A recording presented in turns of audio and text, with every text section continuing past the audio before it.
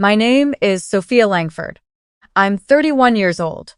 And the night my family called me a worthless dropout and threw me out of the house, I didn't cry, I didn't scream, and I didn't beg them to listen. I simply stood there at the long mahogany dining table, the one my mother had polished, until it reflected the chandelier like a mirror of perfection, while my father's voice cut through the birthday candles like a blade. You are a disappointment to this entire bloodline, Sophia. Get out. We're done carrying your failures. My mother didn't even look at me. She just stared at her plate, lips pressed tight, as if my presence had ruined the entire evening. My older brother, Marcus, smirked behind his wineglass. My younger sister, Claire, shifted uncomfortably, but said nothing.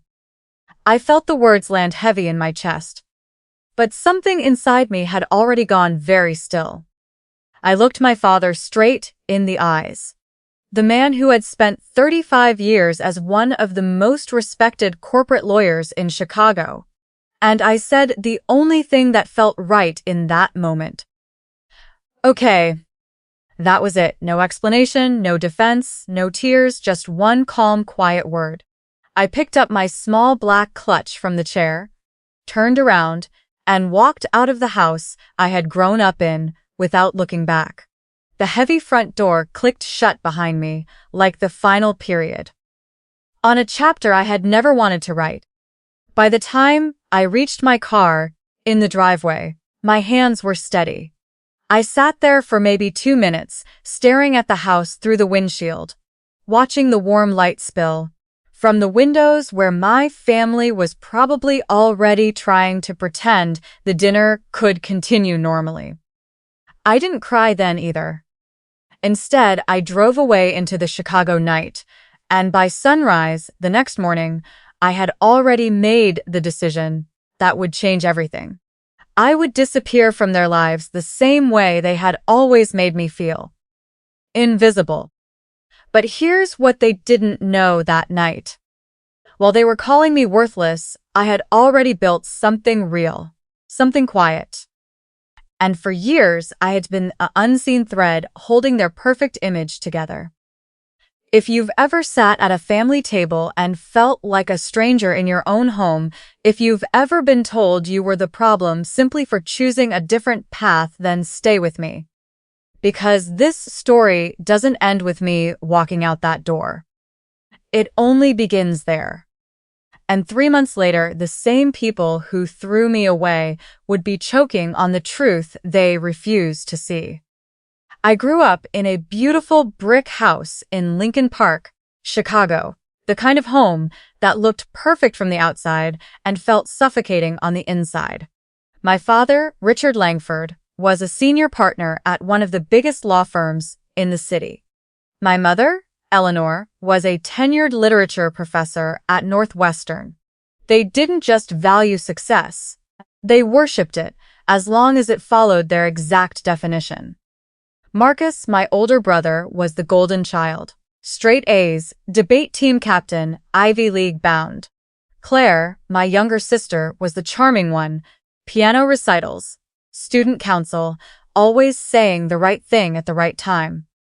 And then there was me. I was the one who asked too many questions. The one who colored outside the lines. The one who, at 12 years old, turned our basement into a makeshift studio selling handmade jewelry and custom notebooks to neighborhood kids. While Marcus was shadowing our father at the firm, I was learning how to photograph products on my old phone and listing them online. My parents called it cute little hobbies. They never saw it as real work. At 17, when I told them I didn't want to go to law school or pursue academia, the disappointment in their eyes was palpable. My father looked at me like I had personally insulted every sacrifice they had ever made. My mother sighed and said, "Sophia, some dreams are just fantasies we outgrow." But I couldn't ignore the pull I felt. I saw artists and small creative businesses struggling to reach customers. They could make beautiful things, but they had no idea how to build systems, tell their stories, or scale without losing their soul. So instead of college, I moved into a tiny studio apartment above a coffee shop and started what I called the Atelier Collective, a platform that helped independent makers build their own brands with beautiful websites, storytelling, and smart logistics. The first 2 years were brutal. I ate instant noodles more nights than I can count. I taught myself coding at 3 a.m. and negotiated with manufacturers until my voice went hoarse. There were months I couldn't pay rent and had to sleep in my car. But slowly, quietly, the business grew. By 26, I had a small team, national shipping partnerships, and a growing reputation among creative entrepreneurs. And here's the part almost no one knew. I had been helping my family the entire time.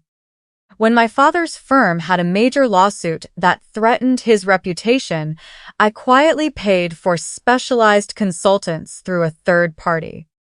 When my mother needed emergency surgery and their insurance dragged its feet, the remaining balance mysteriously disappeared. When Marcus's fiancée wanted a dream wedding that was far beyond their budget, the shortfall was covered without a single question asked. I never told them it was me.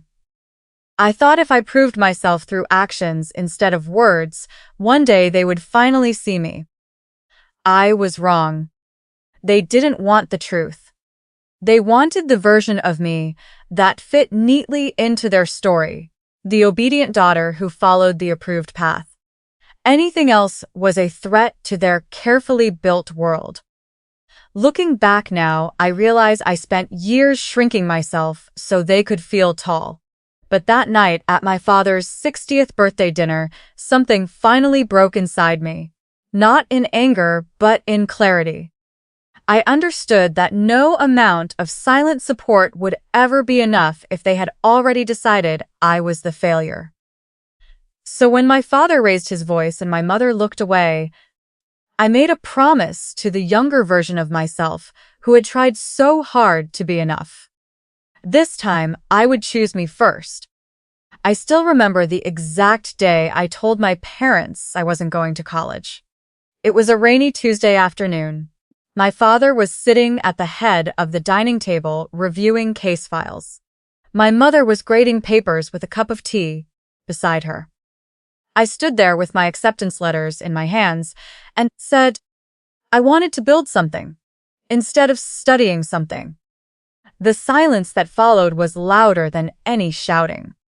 My father removed his glasses, rubbed his temples, and said, Sophia, you are throwing your life away. Do you want to end up serving coffee for the rest of your days? My mother's eyes filled with tears.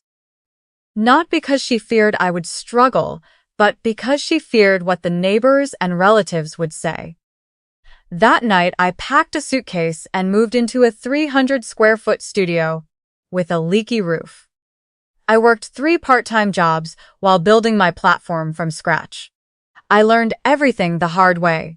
How to code a basic website, how to negotiate with suppliers, how to speak to customers at 2 a.m. when they were having a meltdown over delayed shipments. There were weeks I survived on peanut butter sandwiches and black coffee. But every failure taught me something priceless. When my first big supplier ghosted me 2 days before launch, I learned resilience. When a major payment processor froze my account right before Christmas, I learned adaptability. When I lost nearly everything in a bad ad campaign, I learned strategy. Meanwhile, my family's judgment never softened. During Sunday dinners, I was the unspoken topic. Marcus would casually mention his latest promotion at the bank. Claire would talk about her graduate school applications. Then someone would ask me, in that polite but pitying tone, "So, how's your little project going?" I would smile and say it was going well. I never bragged. I never showed them the growing revenue numbers, the wait list of artists wanting to join the platform, or the features I was building that made real money. I kept it small because some part of me still desperately wanted their approval. By 28, The Atelier Collective had become something much bigger than I had planned. We weren't just helping makers sell products. We were giving them the entire infrastructure: brand storytelling, professional photography, automated fulfillment, and a supportive community that felt like family. I had 23 employees, most of them creative women, who had been told the same things I was told growing up. I turned down 2 acquisition offers because I refused to let someone else control the vision. I moved from my tiny studio into a small but beautiful apartment overlooking the river. I finally bought my first reliable car. And still, I sent money home through anonymous channels whenever I heard they were struggling. The irony wasn't lost on me. The worthless dropout was quietly becoming the safety net for the family that looked down on her. But the more successful I became in silence, the more dangerous it felt. Because deep down, I knew the day would come when I couldn't hide anymore. And when that day arrived, everything would either fall apart or finally fall into place. That day came on my father's 60th birthday. I walked into that dinner carrying more than just a gift. I carried years of truth I was finally ready to set down. I thought, maybe, just maybe, if I showed them who I had really become, they would see me differently. I was about to learn how wrong I still was. Even after I moved out and built my own life, I never fully let go of the need to protect my family. It wasn't about money or proving a point. It was about love. The quiet, stubborn kind that keeps showing up even when it's not wanted. 3 years ago, my father lost a major client, and the firm's bonuses were slashed. Instead of letting him sell the lake house he loved, I arranged for a private investor to buy a stake in a small side project he had. The money appeared exactly when he needed it. He never knew it came from me. When my mother's department faced budget cuts and she was hours away from losing her research grant, I funded it through a foundation that supports women in academia. She thanked the universe in her thank you speech. I watched the video alone in my apartment and smiled through the tears. Marcus wanted to propose to his girlfriend with a ring he couldn't quite afford. I made sure the jeweler offered him a special discount. That covered the difference. Claire's study abroad program in Italy almost fell through because of unexpected fees. Those fees disappeared overnight. I told myself I was doing it out of love. But the truth was more complicated. Some wounded part of me still believed that if I carried them long enough, one day they would turn around and carry me too. That belief cost me. Every time I sat at their dinner table and listened to them dismiss my little online business, I swallowed the truth like bitter medicine. When Marcus joked that I was still figuring life out, I smiled. When my father reminded everyone that real success requires real credentials, I stayed silent. I had become fluent in shrinking myself so they could stay comfortable. But silence has a way of hardening over time. What started as patience slowly turned into distance. Distance turned into quiet resentment, and resentment eventually became crystal clear boundaries. By the time my father's 60th birthday arrived, I was exhausted from carrying secrets. I decided this would be the night I finally laid everything on the table, not to hurt them, but to free myself. I brought a carefully prepared folder with real numbers, real impact, and a proposal for a family trust that would secure all of their futures without any of them having to ask. I thought love would be enough to bridge the gap. I was wrong.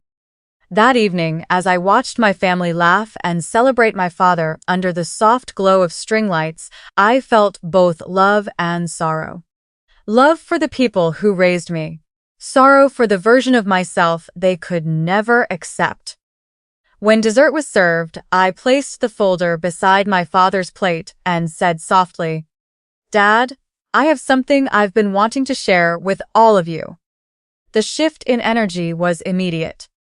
What happened next would become the moment I stopped living for their approval and started living for my own peace. The dining room smelled like rosemary roast and expensive red wine. My mother had set the table with her finest china, the one reserved only for important occasions. Candles flickered softly, casting warm light across faces that had once felt like home. For a moment, everything looked perfect. I waited until after the main course, when everyone was relaxed and laughing. Then, I gently placed the thick cream-colored folder next to my father's plate. "Dad," I said quietly, "I wanted to give you something meaningful for your 60th. But more than that, I wanted to share something I've been carrying for a long time." He opened the folder slowly. His eyes scanned the financial summaries, the growth charts, the letters from artists whose businesses we had helped scale. For a few seconds, the table went quiet. Then Marcus laughed. It wasn't a kind laugh. "Is this one of those internet things? Paper valuations and fake success stories?" he asked, leaning back in his chair. Claire looked uncomfortable. My mother's face tightened with confusion and something close to embarrassment. I kept my voice calm and steady. "This is the Atelier Collective. I built it from nothing. We now support over 400 independent artists and makers across the country. We've created real jobs, real income, and real communities, and I've been helping our family too, quietly, for years." I listed the things I had done. The surgery costs, the wedding shortfall, the firm crisis, the grant. Not to shame them, but because I was so tired of hiding. The room exploded. My father stood up so fast, his chair scraped loudly against the hardwood floor. His face turned red with a mixture of shock and rage. "You think throwing money around makes you better than us?" he shouted. "You dropped out, Sophia. You chose this unstable little hobby over a real career. And now you want to buy respect?" My mother's voice trembled. "All this time you were doing this behind our backs? Like we were charity cases?" Marcus's eyes were cold. "So you've been playing savior? How manipulative can you be?" Claire stayed silent, staring at her hands. The words that followed cut deeper than I expected. My father looked me dead in the eyes and said the sentence that still echoes in my mind sometimes. "You will always be the worthless dropout who embarrassed this family. Get out of my house. We don't need your pity money." The air left the room. I felt something inside me shift. Not breaking, but finally settling into place. A calm, clear decision. I stood up slowly, picked up my purse, and looked at each of them one last time. My hands didn't shake. My voice didn't crack. "Okay," I said. Then I walked out. I didn't slam the door. I didn't cry in the driveway. I simply got in my car and drove away, feeling the heavy weight I had carried for years begin to lift with every mile I put between us. That night, I made 2 promises to myself. I would never again shrink myself to make others comfortable. And I would build a life so full, so authentic, that their opinion of me would eventually become irrelevant. The next chapter of my life was about to begin. Not in anger, but in quiet, determined freedom. The silence after my father's words was deafening. For a few heartbeats, no one moved. The candles kept flickering, as if nothing had happened, but everything had. My father's voice rose again, shaking with a mixture of fury and something that looked almost like fear. "You walk in here with your folder of lies and think money erases the fact that you're a dropout? That you quit when things got hard? You are still nothing, Sophia. A worthless embarrassment to this family's name." My mother started crying softly, but not for me. She was crying because the perfect birthday image had shattered. Marcus leaned forward, his banker smirk gone, replaced by genuine anger. "All this time you've been playing God with our lives? Keeping receipts like some kind of leverage? That's pathetic." Even Claire, who usually tried to keep peace, whispered, Sophia, why didn't you just tell us normally? I stood there absorbing every word, feeling them land, but not stick the way they used to. Something inside me had already detached. I wasn't the scared girl desperate for their approval anymore. I looked at my father, the man I had once admired more than anyone, and spoke with a calmness that surprised even me. I never wanted leverage. I wanted you to be okay. I helped because I loved you, even when you made it difficult to do so. But I'm done hiding who I am. My father pointed toward the door, his hand trembling with rage. Get out. Get out of my house right now, and don't come back pretending your little internet games make you one of us. You're still the same disappointment you've always been. I nodded once. Okay. I turned and walked toward the door. Behind me I heard my mother call my name weakly, but no one stood up to stop me. No one apologized. No one defended me. As I stepped into the cool night air, I felt a strange sense of peace. The girl who had spent years trying to earn a place at that table was finally free from the need to belong there. I sat in my car for a long moment, watching the house I grew up in. Then I started the engine and drove away. That night I didn't sleep. I packed my apartment until dawn, canceled every subscription connected to my old life in Chicago, and booked a one-way flight to Austin, Texas. By sunrise, I had left the city behind. I didn't send a message. I didn't explain. I simply disappeared. In the weeks that followed, I would learn that silence can be the loudest statement of all. And that sometimes, walking away isn't giving up. It's choosing yourself when no one else will. The old Sophia died that night at the dinner table. A much stronger, clearer version of me was about to be born in a new city, under a different sky. The drive to the airport felt surreal. Chicago's glittering skyline faded in my rearview mirror as the sun began to rise, painting the sky in soft pinks and oranges. I didn't turn on music. I just drove in silence, letting the weight of everything settle. I had already arranged for a moving company to handle my belongings. By the time I boarded the plane, my Chicago apartment was empty except for the keys left on the kitchen counter. I blocked every family member's number. I left the group chat.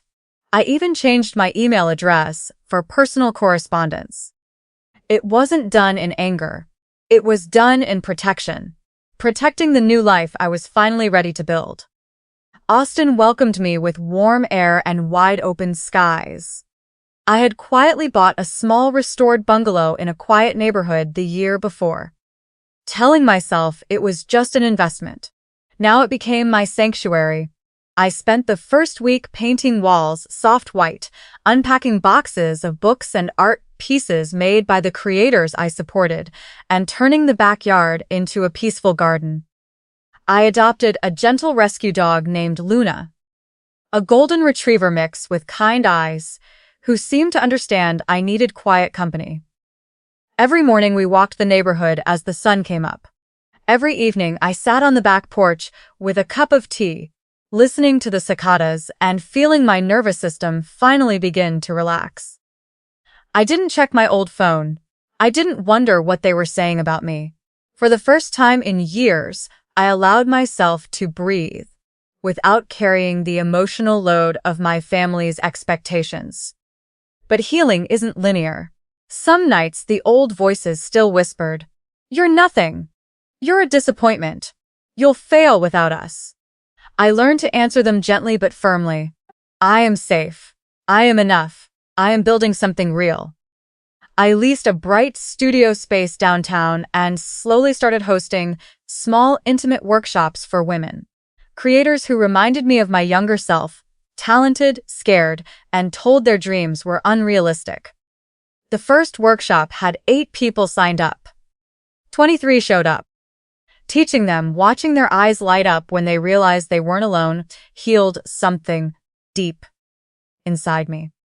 Meanwhile, back in Chicago, I would later learn that my sudden disappearance had created more questions than they were prepared to answer. But I wasn't there to manage their discomfort anymore. I was finally learning how to live for myself. The first 2 months in Austin felt like coming home to a place I had never known. I woke up without the constant pressure of proving myself. I worked because I loved the work, not because I was trying to earn love. I expanded the Atelier Collective from my new studio. We launched a new mentorship program, created beautiful brand storytelling courses, and built a private community where makers could support each other without the noise of social media algorithms. The business grew naturally, steadily, and profitably. But more importantly, I grew. I started therapy. I practiced saying no without explanation. I learned to enjoy my own company without feeling guilty for not being available to everyone else. Luna became my constant companion. She would curl up at my feet while I worked late into the night, her quiet breathing a reminder that I was safe. I hosted more workshops. Women flew in from different states. Many of them told me stories that sounded painfully familiar. Families who didn't understand, partners who dismissed their dreams, inner voices that said they weren't enough. Every time I shared pieces of my own journey, I saw recognition in their eyes. And every time one of them launched her first collection or signed her first wholesale deal, I felt like I was healing a younger version of myself. One afternoon, while I was editing photos for a new campaign, my phone rang from an unknown Austin number. I almost didn't answer. When I did, I heard Marcus's voice. "Sophia, it's me. I need to talk to you." He sounded stressed. He told me he had driven down because things at home were falling apart. Our father had been under immense pressure at the firm. There were rumors about the family. He asked if we could meet. I agreed to see him at a small cafe near the river. When he arrived, he looked older than I remembered.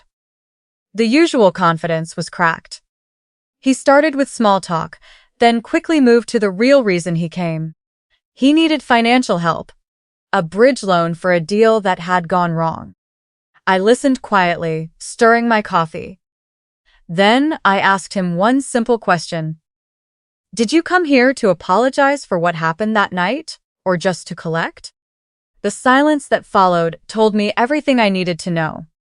Before he could answer, my phone rang again.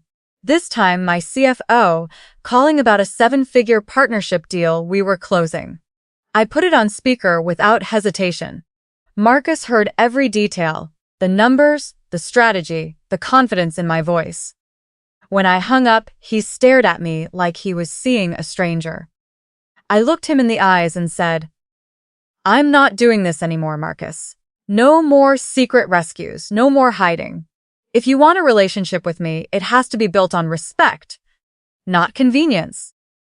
He left angry. But that conversation was the beginning of the end of their illusions about who I was. The quiet life I had built in Austin was no longer hidden. And the truth was about to find its way back to Chicago whether they were ready or not. 2 days after Marcus left Austin, I received a message from an old college acquaintance who still lived in Chicago. She had seen something online and thought I should know. A regional business magazine had published a feature on the Atelier Collective and the impact we were making in the creative economy. The article was honest, beautifully written, and mentioned my unconventional path without a degree.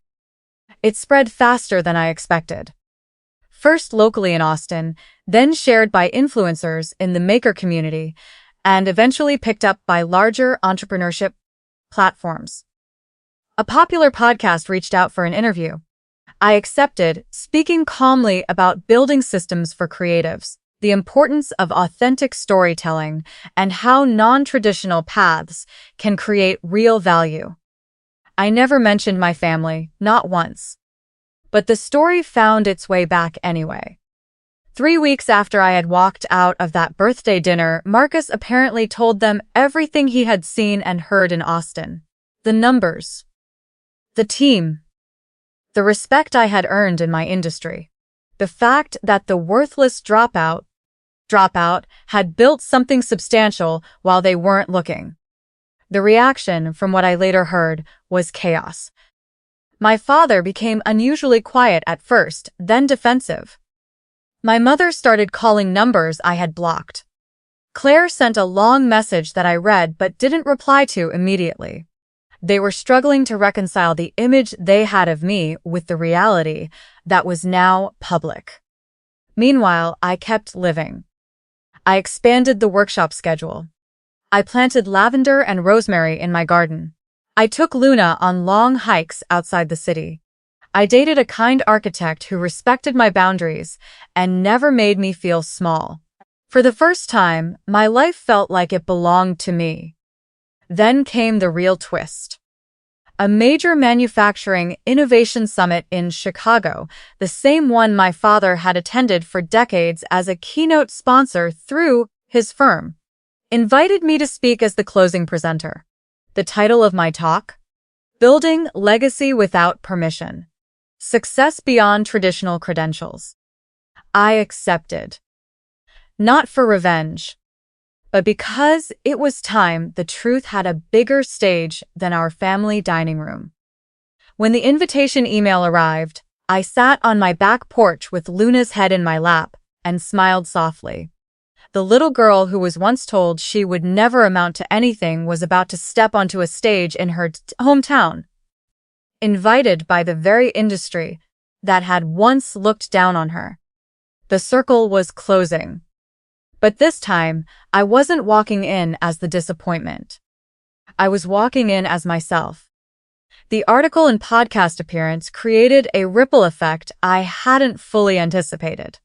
Within days, old classmates from high school were reaching out. Distant relatives who had never paid attention to me suddenly commented on posts. Even some of my father's colleagues at the firm started sharing the feature with notes like, "Did you see what Richard's daughter built?" The narrative was no longer under their control.